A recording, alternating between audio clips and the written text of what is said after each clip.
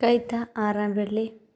ലോകം നിങ്ങളേവർക്കും സ്വജാതിയെയും സ്വവർഗത്തെയുമാണ് എല്ലാ ജീവജാലങ്ങളും സ്നേഹിക്കുന്നതെന്ന പോലെ പരലോകത്തിൽ നിന്ന് വന്നവനെ ഈ ലോകം ദ്വേഷിക്കുന്നു.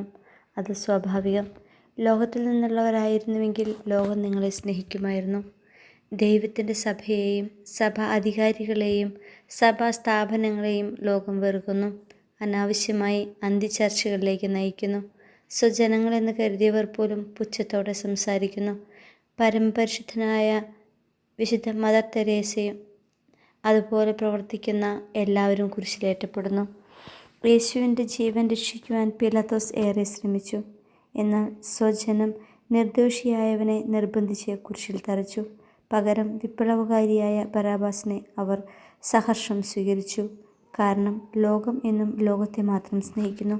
സത്യത്തിനും ധർമ്മത്തിനും നീതിക്കും വേണ്ടി നിലനിന്നതിനാൽ പീഡിപ്പിക്കപ്പെട്ട കഥയാണ് പൗലോസിൻ്റെ ലേഖനങ്ങൾ. ഓരോ വിശുദ്ധരുടെയും ജീവിതം സഹനത്തിൻ്റെ കഥകളാണ് പറഞ്ഞു തരുന്നത്. രക്തസാക്ഷിത്വം വരിക്കുക എന്നത് തന്നെയാണ് ഒരു ക്രിസ്ത്യാനിയുടെ പ്രിയ ഭാഗധേയം. ഇതിന് ഒരേ ഒരു ഉത്തരമേയുള്ളൂ: ദാസൻ യജമാനനേക്കാൾ വലിയവനല്ല. അവർ എന്നെ പീഡിപ്പിച്ചുവെങ്കിൽ നിങ്ങളെയും പീഡിപ്പിക്കും.